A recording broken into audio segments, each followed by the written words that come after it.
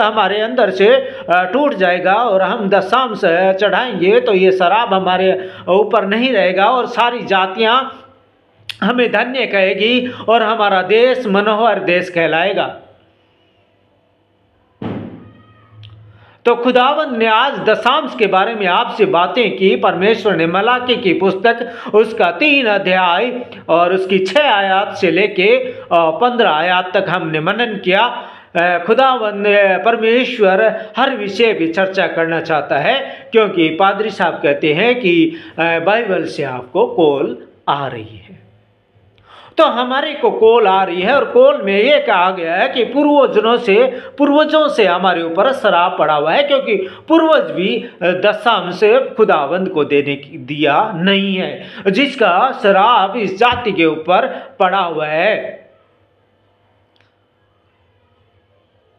और हम कहते हैं कि हे परमेश्वर, हमने तुझे कैसे लूटा है? तो ऐसे लूटा है हमने परमेश्वर को। तो परमेश्वर हमारे इर्द गिर्द होता है। परमेश्वर हमारी मनों की भावनाओं विचारों को चाहता है, क्योंकि इब्रानियों 4:12 क्या कहते हैं? निकालिए इब्रानियों 4:12। तो हमने निकाल लिया है अभी इब्रानियों 4:12 नया करार बाइबल का 306 नंबर पेज पे आपको ये मिल जाएगा। इब्रानियों 4:12 कहती है, क्योंकि परमेश्वर का वचन जीवित और प्रबल और हर एक दुधारी तलवार से भी बहुत चोखा है और प्राण और आत्मा को और गांठ गांठ और गुंदे गुंदे को अलग करके आर पार छेदता है और मन की भावना और विचारों को जांचता है। तो परमेश्वर हमारी मन की भावना और विचारों को जांचता है।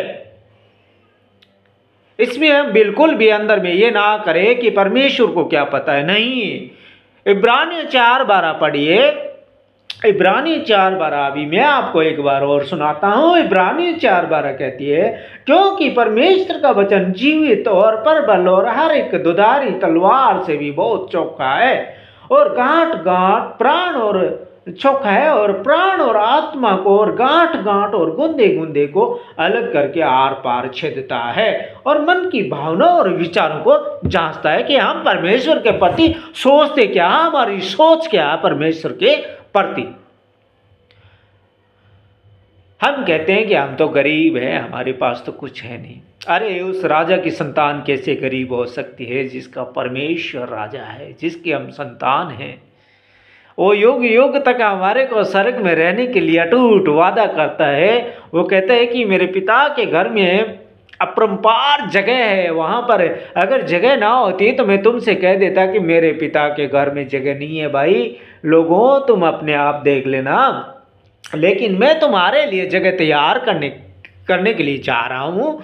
मैं तुम्हें वापस आऊँगा, मैं तुम्हें लेके जाऊँगा और मेरे पिता के घर में बहुत सारी जगह है जहाँ पे ना धूप लगेगी, ना तुम्हें कोई भूख लगेगी, ना तुम्हें कोई प्यास लगेगी।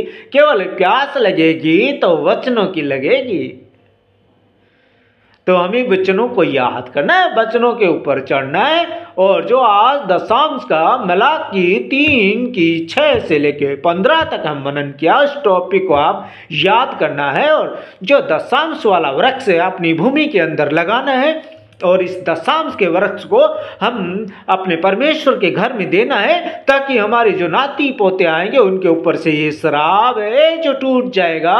क्योंकि ये शराब हमारे ऊपर पूर्वजों के समय से पड़ा हुआ है, ताकि हम आज इसको हमारे ऊपर में पड़ा हुआ है, इसके हम भुगतभोगी है। लेकिन अब अगर आप और हम इसको तोड़ना चाहते हैं तो हमारी आने वाली पीढ़ी, जो हमारे नाती पोते, उनके ऊपर ये शराब नहीं रहेगा और सारी जातियां हमें धन्य कहेगी और हमारा देश मनोहर देश कहलाएगा।